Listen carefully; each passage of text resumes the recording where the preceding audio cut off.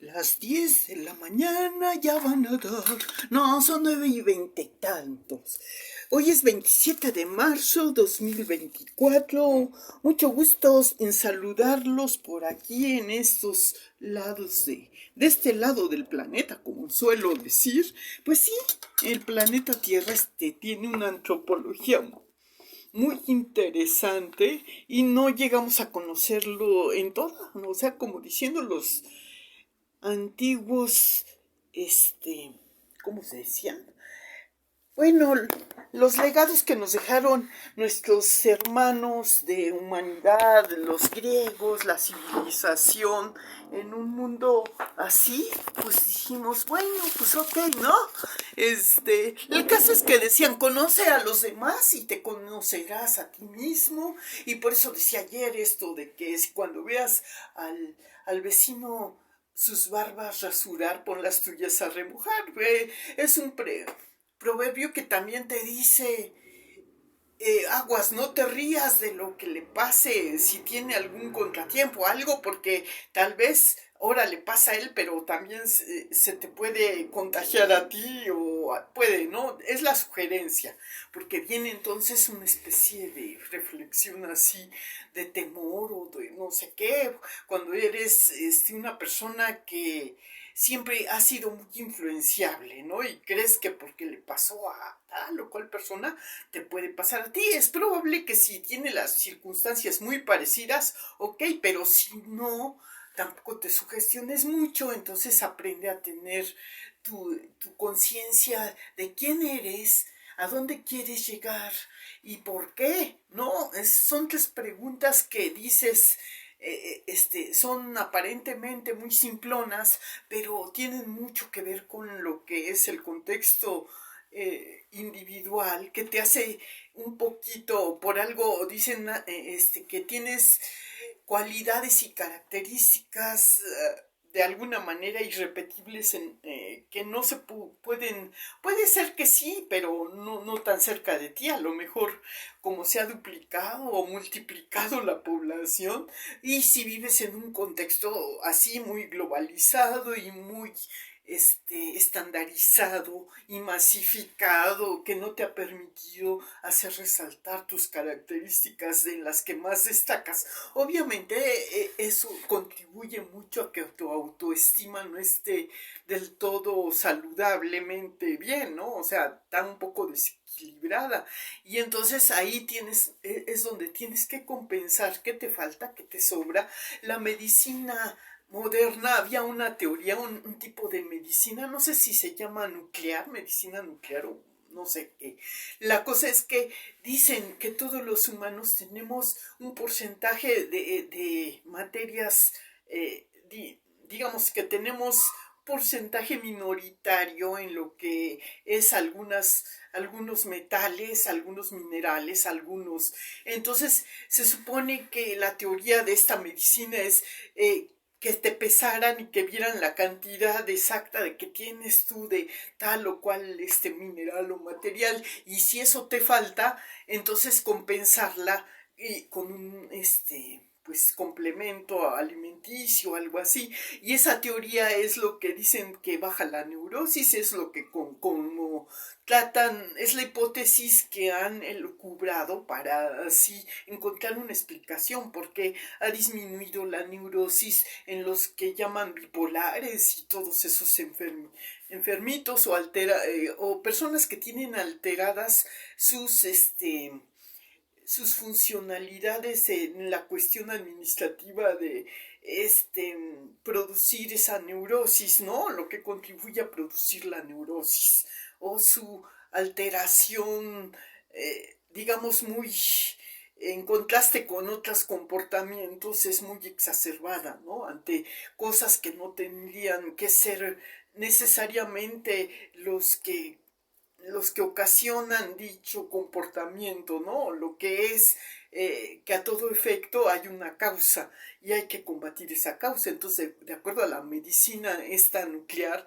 decían es que le falta magnesio, le falta hierro, le falta potasio, le falta X cosa, ¿no? Pero con este medicamento, vamos a compensar. Y curiosamente, no sé si es una influencia por haberle estado pues sugiriendo a su cerebro de estas personas que son tratados y que les dan un placebo y ellas están sugestionadas que mientras tomen ese placebo va a mejorar y se controlan más, o si es efectivamente controlable por una interacción química en su fisiología, ¿no? Bueno, algo así a mí me brota esa inquietud, pero cuando hay una adicción a la farmacodependencia o algún tipo de, pues, de droga que contribuye a ser una especie de dopamina artificial, ¿cómo pudiera ser, por ejemplo, la marihuana o cualquier otra cosa? Porque dicen, la marihuana a veces no es tan nociva, dicen, uno sí me produce cierto relajación y ganas de reír y todo eso, y es temporal, y una vez que ya se va el efecto, entonces dicen, no pasa nada, es como tomar una especie de, ¿no? Todo depende de la dosis y el organismo, porque no todos los organismos tienen esa cualidad, tienen necesidad de una menos o más dosis, o no sé, ¿no? Una cosa así.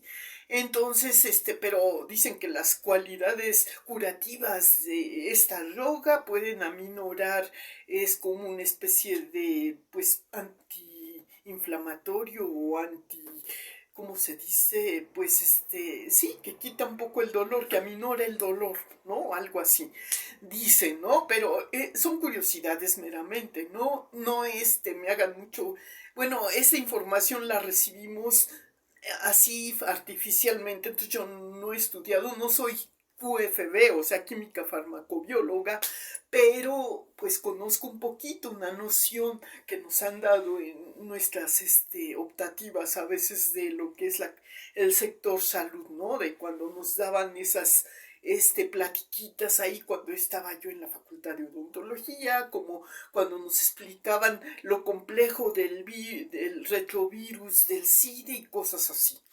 Entonces, yo no puedo decir abiertamente porque no tengo una autoridad así acreditada en medicina y todo. Yo únicamente estoy lucubrando una hipótesis que les comparto. Entonces, todo lo que yo diga todavía está sujeto a investigación, de comprobación, de verificación, porque no estoy muy actualizada, pero bueno.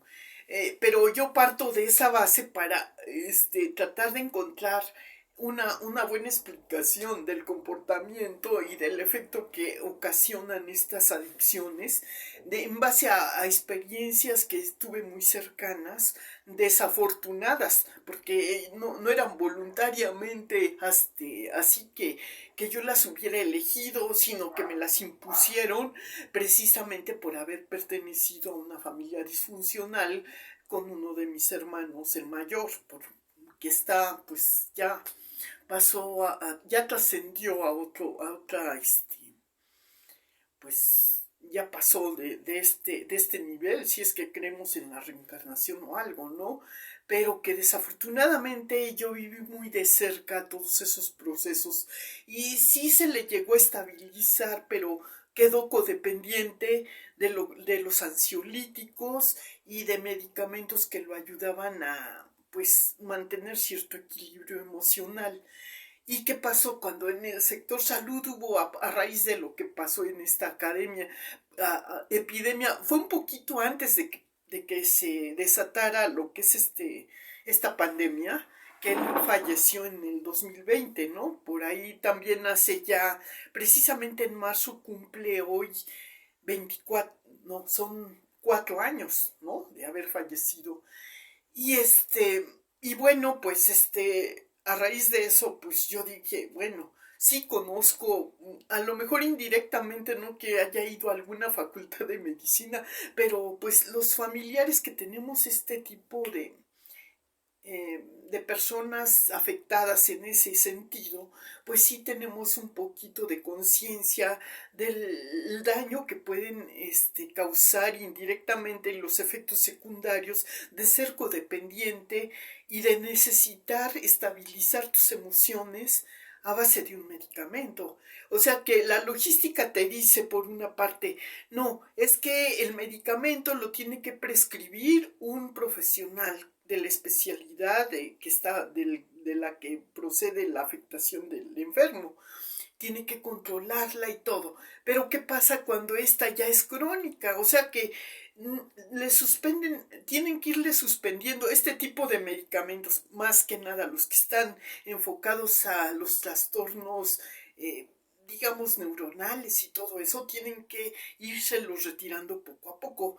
Pero a veces es indefinido el tratamiento porque dicen si se ve muy bien mientras tome la pastillita él va a estar bien. Suspéndensela cuando ya no haya en la farmacia el medicamento y entonces van a ver lo que sucede. Aparentemente no sé si a veces se pueda reemplazar este medicamento con un placebo y ir observando las conductas y ir disminuyendo esa adicción. Pero entonces pasa de una esclavitud a determinado fármaco por una esclavitud al placebo, pero un placebo que no le haga tanto daño, ¿no?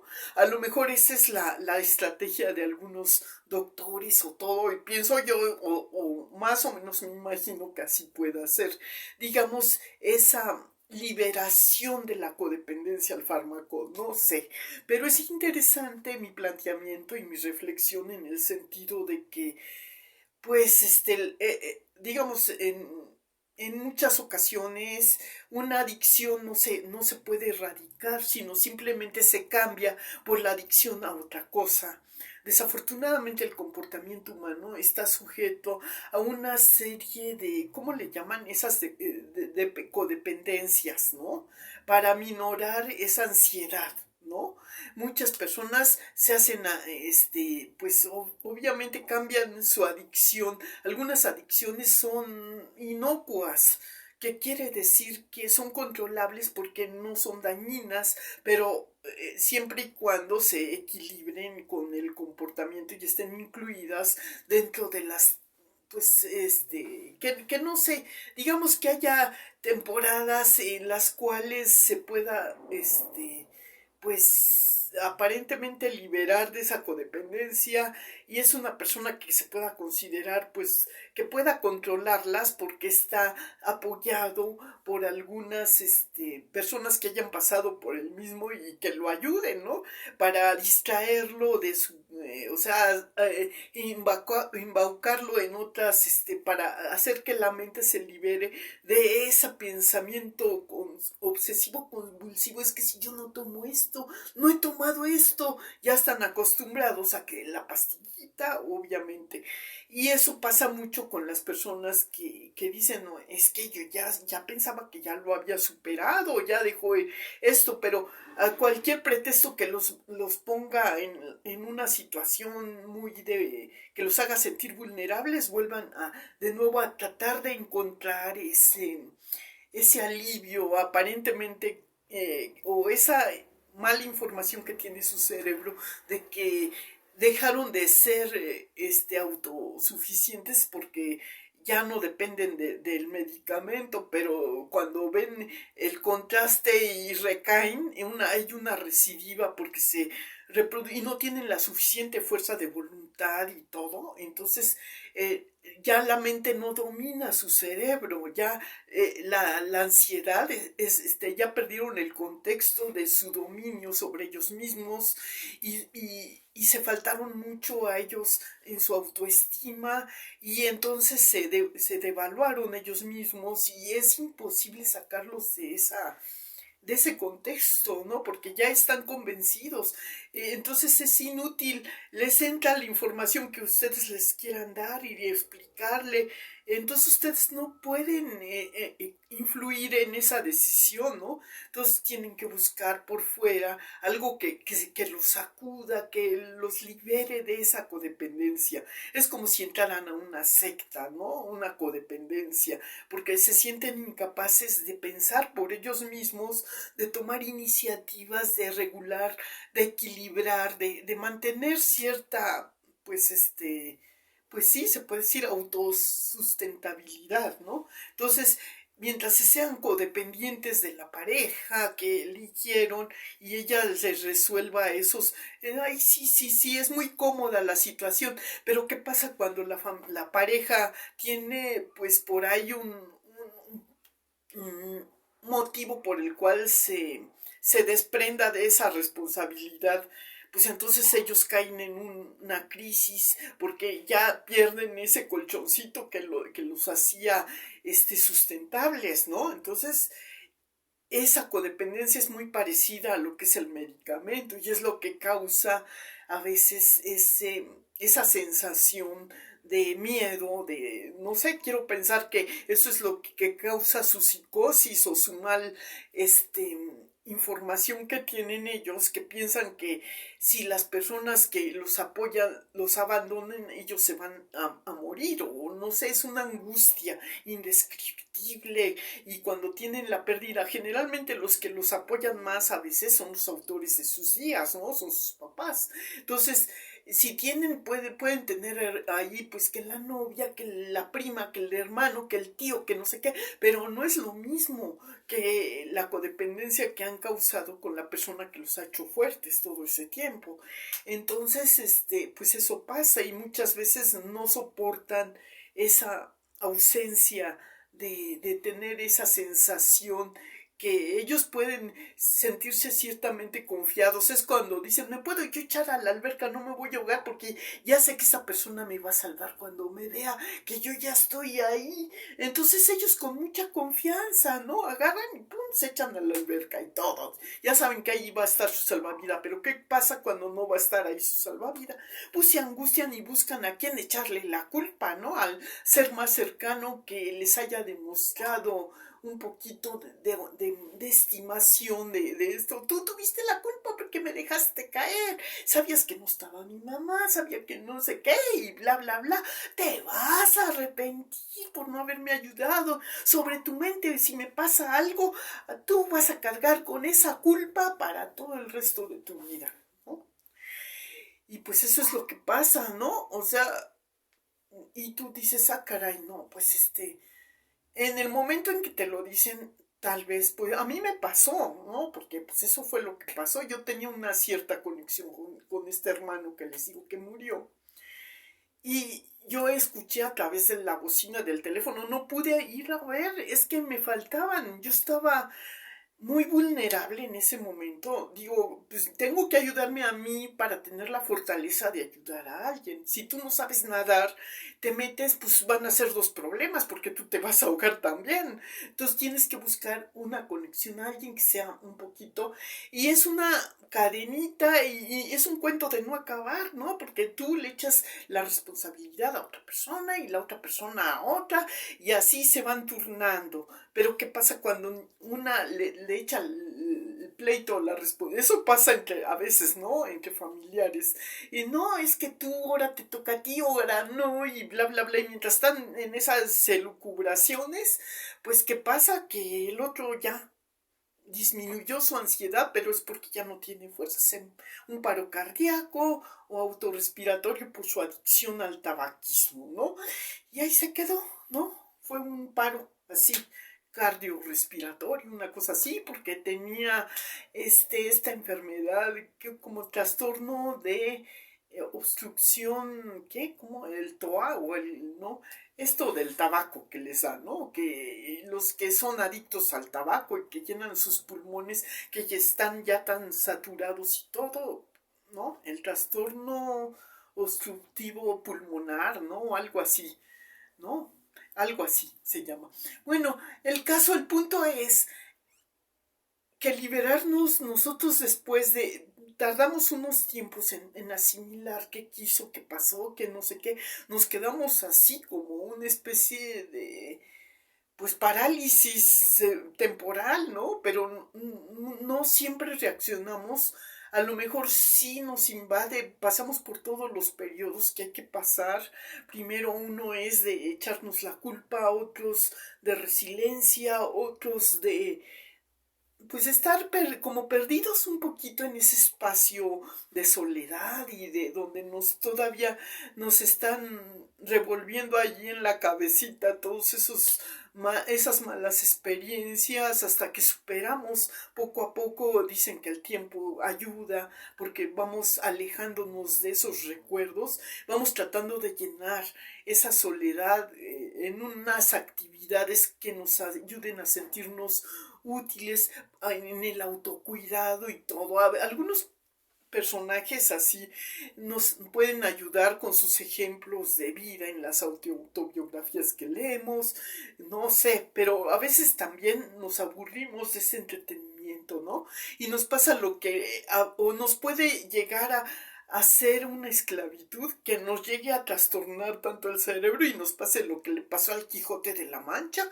que por tantas lecturas él llegó a sentirse el caballero, ¿cómo se llama? El ilustre hidalgo Don Quijote de la Mancha, y veamos esos molinos de viento como los enemigos y cosas así, ¿no? Y que hagamos aspavientos donde no los hay, o nuestras fantasías o elucubraciones sean muy alejadas de lo que realmente pasa, porque nos invada una especie de pues vulnerabilidad en el aspecto de ser mal influenciados, ¿no?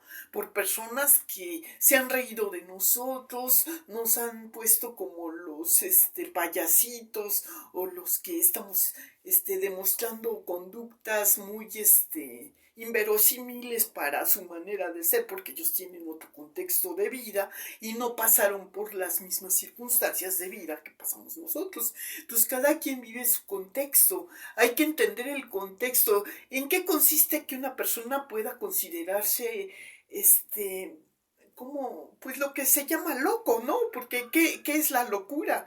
Es cuando la persona se ha salido totalmente del contexto real global, que ha descuidado sus atenciones individuales, que se ha vuelto fodongo, que vive codependiente, como los que son presa que han perdido mucha capacidad de ser autónomos, y que han, porque bueno, una cosa es ser un zombie por ser codependiente de una ocupación en un trabajo, porque eso es voluntario y es temporal y es bajo un horario, y en otro horario ya vivimos normales, pero con las personas que sí tienen alteración, que no tienen ya capacidad de dar utilidad en una labor a alguien, ahí es donde empieza la locura, porque están tan sumergidos e inmersos en ellos mismos, en su decir, si yo no tomo esto, y es su angustia tal, que por eso dependen de un medicamento,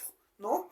Entonces hay que entender. Entonces cuando yo me acuerdo que mi hermano fue presa de esos fármacos, porque él dejó su afición a la droga fue temporal, pero luego la cambió por la farmacodependencia, y luego la farmacodependencia por el alcoholismo, luego el alcoholismo se le agudizó más el tabaco, ¿no? El tabaquismo. O sea que cambió una adicción por otra y finalmente se quedó con el tabaquismo, que según mi mamá dice, bueno, es que le prohíbo que tome, le prohíbo que esto y lo otro, si le prohíbo que fume, pues se va a ir a las drogas. No, no, no, que fume mejor, ¿no?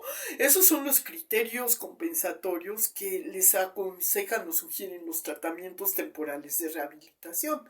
Entonces, una persona que la rehabilitas en una manera, no necesariamente quiere decir que vaya a poder ser totalmente autónoma, va a ser condicionada, o sea, va a disminuir su adicción, sí, pero va a ser estable, ¿no? O sea que va a tener menos episodios de sub y baja como lo tenía al principio cuando estaba en crisis. No tardaba mucho, más de 1 o 2 semanas, en sentir esa ansiedad por volver a tomar el fármaco, o lo que lo hacía codependiente, porque lo hacía sentirse, aparentemente él tenía la convicción de que si no estaba bajo el influjo o la vigencia del efecto de alguno de esos, como le llamaba él, asistencia de drogas, de medicina, pues entonces él era un enfermo crónico, codependiente, Y pues ya digamos, automatismo, ya hacía las cosas, perdió su voluntad, su capacidad, era un robot, era un zombie viviente, se le olvidaban las cosas, perdió capacidad bueno, hacía las cosas porque imitaba los comportamientos para que no, o sea, porque sus prejuicios, él quería ser normal, ¿no? Él quería que lo identificaran, los culpables eran los demás, pero él era inocente de tener esa adicción. Los demás tenían la culpa de que él tuviera esa adicción. Y mientras los demás lo trataran así, él iba a seguir en su forma de ser y le valía madre todo, ¿no? O sea, para él era él y él, ¿no? Esos enfermos son muy manipuladores. Entonces, si no conoces tú el contexto en el cual ellos viven, obviamente te va a parecer es un egoísta, es un manipulador y todo eso, y sí, sí lo es, de fe, pero no lo puedes ayudar, ya no está en tus manos, tú no tienes esa capacidad, mientras ellos no quieran salir de eso y no puedan concientizar o les digas lo que les digas, ellos aparentemente te escuchan, pero su mirada está vaga, así como que las palabras como que no las entendieran, y todo es el efecto de que están narcotizados, ¿no? Entonces, pues tú quieres ver en ellos una normalidad que no, y entonces en tu contexto de ignorancia por no saber manejar ese tipo de cosas, pues sí te pueden algunas veces influenciar en el aspecto de, pues también indirectamente te afecta, ¿no? Como porque estás muy de cerca, es como si vivieras en un hospital psiquiátrico y tú te contagias de los mismos síntomas que tienen uno u otro y vas adoptando. Entonces, si no tomas conciencia de lo que te está afectando y sigues en ese círculo y te embarga la soledad y estás esclavo del trabajo y vuelves y no tienes vida propia, entonces es normal que te angusties y bueno, sobre todo nos pasa a las mujeres que nos sentimos muy, tenemos esa cualidad de resiliencia, ¿no? Que queremos apapachar y pensar que con el tratamiento cariñoso y que con todos los cuidados que le hagas caso y todo, a lo mejor pobrecito, ¿no? Si no le haces caso y ellos te manipulan y entonces tú les haces caso, no, sí, sí, te vuelves un poco cómplices en el sentido de que ya no los atacas, no les dices cosas, al contrario, tratas de tenerles consideraciones, que pobrecito esto, que pobrecito lo otro, mientras que todos lo están atacando, ay, es pinche huevón, no hace nada, es muy comodino, sí, claro, cuando no le conviene escuchar, porque pues así son, ¿no? O sea, esa fue su motivación para meterse en ese estado, porque él decía, yo soy incapaz, soy enfermo, a mí no me pidan eso, como aunque sea yo el mayor, yo no voy a ser el papá de ustedes, ustedes al contrario me tienen que considerar a mí, porque yo estoy enfermito y bla, bla, bla, ¿no? Te cambiaba todo el contexto de lo que tú le quisieras decir, entonces todo eso era influenciado, no, cuando le conviene es hombre, pero cuando no, pobrecito de mí, que no sé qué, se dan cuenta de esas conductas tan cambiantes, y tenía una agilidad mental para cambiarte todo, dices, bueno, es que ¿cómo es posible? Muy enfermito, pero sí razona a su conveniencia, pero cuando se trata de que él dé, ¿qué estás dispuesto a dar a cambio de esto? Y la vida es un toma y daca, ¿no? Si tú no entiendes esa cosa, pues vas a ser el que digan, como dicen las abuelitas de aquella época, los padres y los hijos por sus acciones son queridos o son despreciados, ¿no? O sea, son ignorados, no se quejen si nosotras no les hacemos caso, ¿no? Entonces, pues no somos tampoco sabias, ni tenemos esa característica, no somos crueles. Yo creo que la mujer reacciona de determinadas maneras porque se protege. Por ejemplo, en esta novela que yo les platicaba, de esta mamá que era obsesiva por las cuestiones religiosas, ¿no? Que maltrataba a la nuera, ¿no? Que se enteró que era la amante de su hijo porque era una empleada de su casa y la corre a patadas cuando se entera que está embarazada y le patea el vientre para que no le ocasione responsabilidades a su hijo y a su hijo lo sigue, digamos, manipulando para que él crea que no hizo, para redimirlo de su complejo de culpa en el caso de que hubiera consecuencias por su relación que tuvo con esta empleada, ¿no? Y lo aparta y lo guía hacia el buen camino, según ella, para que él siga con sus estudios y no distraiga su intención primaria, que era la de convertirlo en sacerdote, ¿no?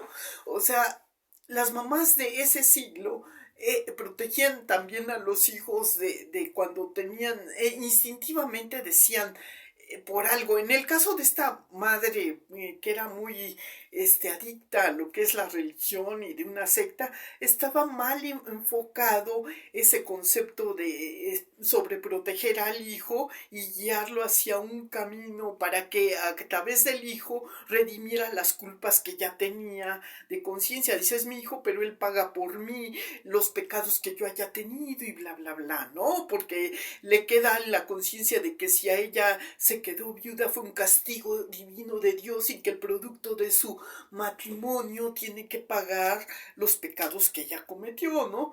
Pero en el caso de algunas madres de la vida más contemporánea, yo siento que ellas no tienen tanta culpa porque a veces ellas se asesoran y saben el protocolo de los trastornos cuando están desinformadas y todo. A mi mamá le pasó, ¿no? Que le dijeron, es que la droga causa esto, esto y esto es normal, esto es lo que está alterando su conducta, ¿no? Que él, quiera copiar y quiera decir, a tal edad yo ya tendría que haber hecho esto. Y ellos tienen esa, para demostrar que yo soy un macho, yo ya tengo que tener pareja a tal edad, tengo que haber tenido hijos y todo eso. Y su angustia es demostrarle al mundo que ellos pueden a través de su estado civil, ¿no?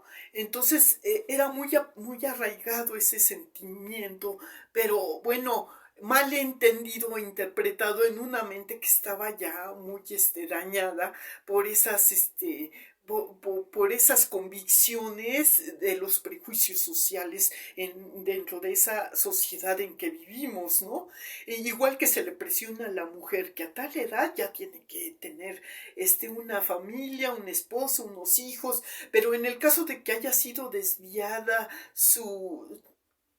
¿cómo diría? Sus hábitos de lo que es saludable y que haya sido codependiente, también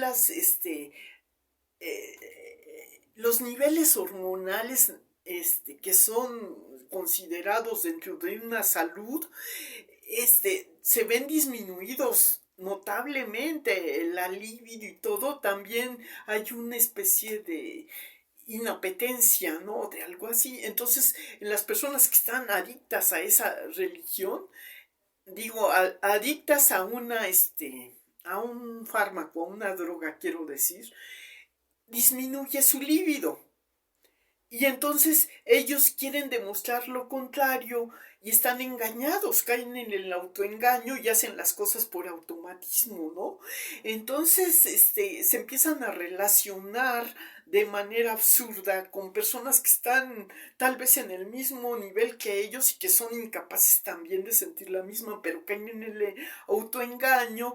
Y bueno, las mamás alarmadas dicen, y si se juntan y si ellos logran concebir un hijo, ¿cómo va a salir el nieto? ¿No? Van a salir todos dañados. Si ellos están dañados, también es lógico que entonces ese miedo hacen que ellas se vacunen y prohíban a sus hijos que tengan relaciones de ese nivel, o se hacen las desentendidas o van buscando la manera de controlarlos a través de unos hilitos mágicos, vigilándolos lo más que puedan, haciendo miles de estrategias y se vuelven adictos a esa vigilancia y descuidan otras cuestiones, ¿no? O sea, están aquí y están allá y están acullá y pues no sé, pasa una serie de cosas por las cuales todos los demás miembros de la familia tienen que arreglárselas como puedan, ¿no?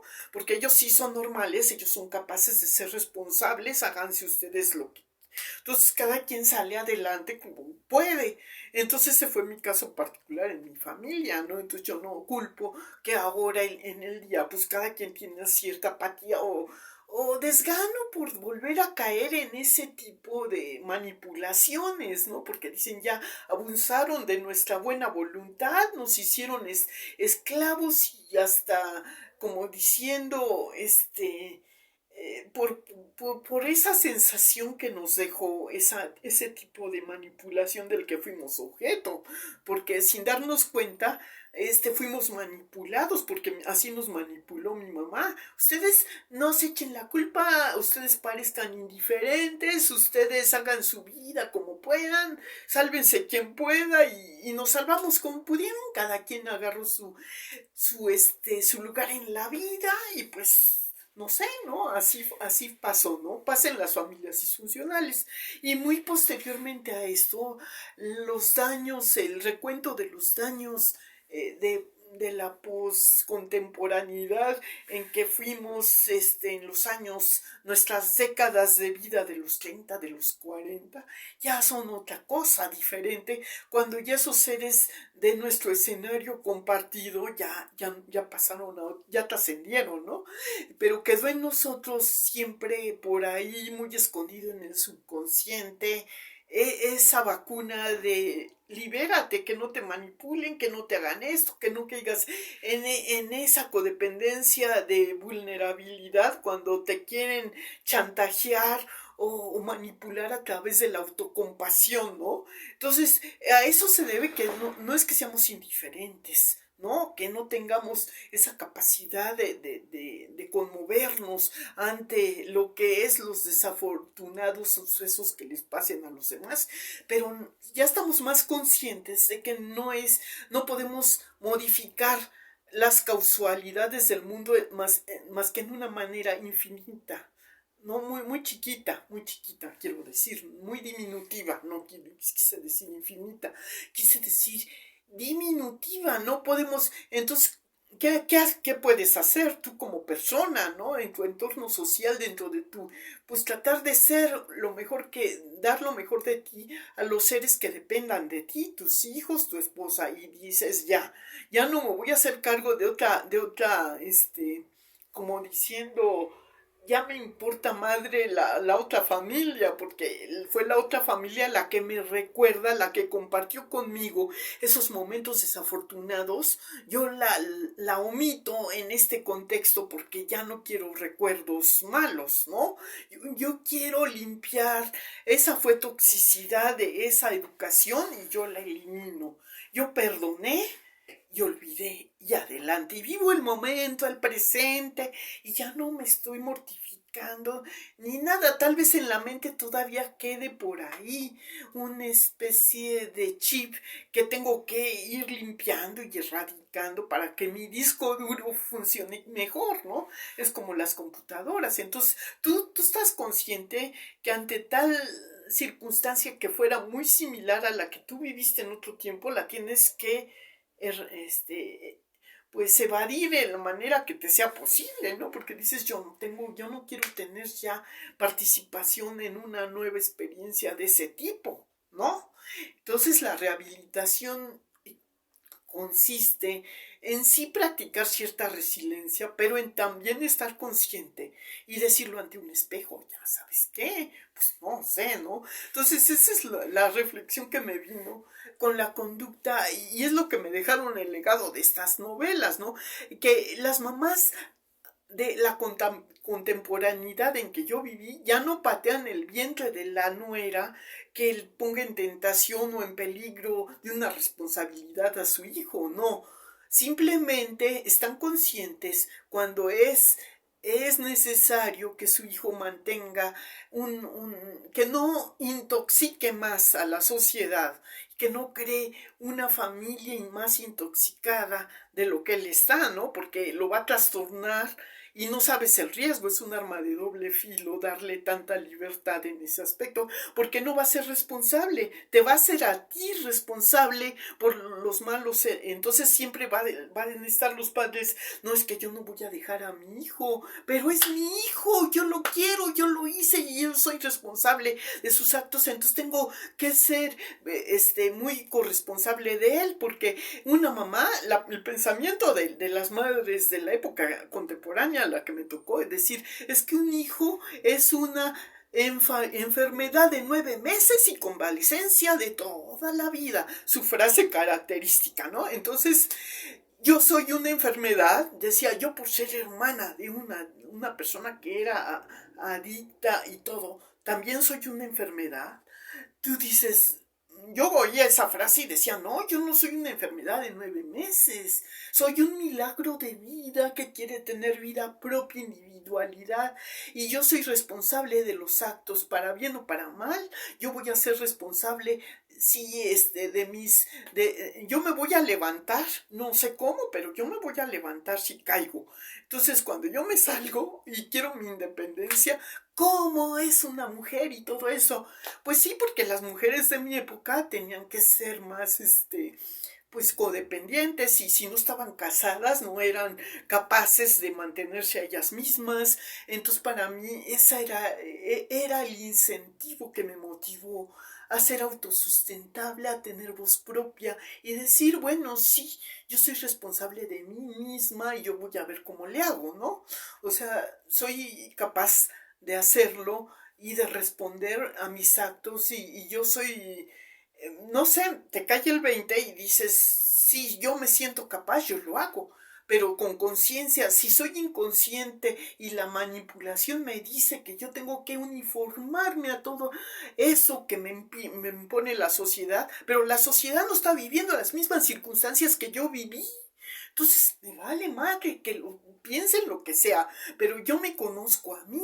Yo sé hasta dónde puedo llegar, y sé que no necesariamente necesitas perderte para encontrarte. Tienes que vivir en el mismo, no, el hecho de que tú pienses que por emigrar a otro lugar va a cambiar tu vida, no necesariamente, porque si tú tienes una problemática aquí, te la vas a llevar al lugar donde te vayas, ¿no? Porque el mal ya no está en la sociedad que encuentres, porque puede haber similitudes globales porque está estandarizada, ¿no? Entonces un autoengaño en el que caen muchas personas que huyen del lugar, de su centro y todo. Dices, bueno, si tú no pudiste con el contexto que te rodeó aquí, ¿quién te dice que vas a poder con el contexto de otra cultura y de otra ciudad? Entonces reflexionemos en eso y pensemos que muchas veces, pues dices, es un autoengaño, ¿no? La evasión. ¿Qué nos dicen las telenovelas en eso? Bueno, pues veamos el contexto de esta tribu gitana en Yesenia, ¿no? Ellas eran una cultura que decían, podemos sobrevivir porque ya nuestra comunidad es flotante, ¿no?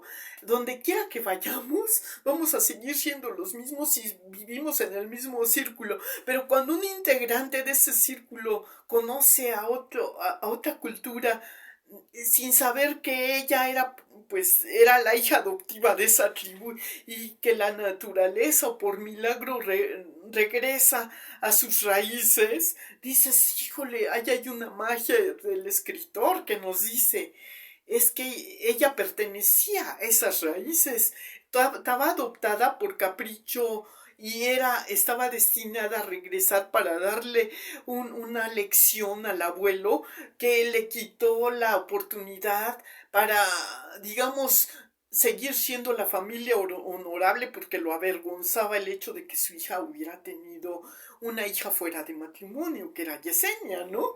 Entonces tú dices, ya el universo está no sé, ¿no? Puede ser una idea así ficticia y lo que ustedes quieran, como esta otra novela del derecho de nacer, ¿no? Que le quita su derecho y que es criada por una cultura muy, por la criada de lo que fuera la familia, la mamá Dolores, que se hace cargo del chiquillo y la otra la meten de monjita, porque en una sociedad antecesora a lo que es la contemporaneidad que nos tocó, nosotros que fuimos la generación de los 80 y los 90, por ahí de principios del siglo XIX, ya incluso desde el 18, ¿no? Se veía que a las feas estaban destinadas a ser pues reclutadas en un convento y a la orden de un servicio que tuviera no que ver con la perturbación de las hormonas y porque no inspiraban el amor, porque estéticamente tenían en cuestiones de apreciación de lo que es la belleza, en la vanidad se veía, las que no tenían muy favorable su aceptación por tener una presencia o una imagen no tan bonita en una sociedad muy elitista, pero también muy de clasista. Entonces la clase era pues representada por rasgos físicos de raza casi pura, ¿no? Como decía el dictador Hitler, ¿no? Que no podía una persona que tuviera rasgos así o color de piel diferente a la blanca tenía que ser necesariamente inferior a la raza superior y todo eso, ¿no? Entonces la xenofobia o como dicen esa fobia a lo feo, al extranjerismo, a todo eso, se ve en este tipo de novelas de principio de siglo y por eso también pues es otra muestra que nos da digamos, los escritores sí son historias ficticias y matizadas a través, pero es con el fin también pues hacernos reflexionar un poquito en esas inconsistencias de prejuicios que tenemos, ¿no? O sea, no necesariamente quiere decir por el hecho de que entables una relación de sociedades o social, todo tiene que tener de alguna manera una reciprocidad de intercambio de informaciones para mejorar tu desarrollo, ¿no? Entonces, si eres de una sociedad inclusiva y eres democrática, pues tienes que tomar en cuenta la edad, la etnia, la constitución en cuestiones de educación y de cultura de una persona antes de hacer un juicio así, pues, elaborado de manera superficial o por vanidad, ¿no? Pero pues, ¿qué pasa si tú viviste en una sociedad donde tu contexto cultural está rodeado nada más de determinada gente? Pues vas a tener xenofobia por personas que sean ajenas a ese contexto. Entonces, de eso se trata también en la manera de educación que tú recibas, vas a tener aprobación o rechazo por ese tipo de relaciones sociales. Entonces lo que te enriquece y te hace mejor persona es haber conocido un poco de mundo y de condiciones de vida y de todo eso. Y eso que lo logras a través de una educación, cuando no tienes todos los medios de ser ciudadana de todo el mundo, ¿verdad? Pero ahora con las mejoras de esta técnica de comunicación ya podemos viajar a donde se nos pegue la gana, investigar. Eso es fabuloso, ¿no creen? Y bueno, eso es lo que tenemos que apreciar.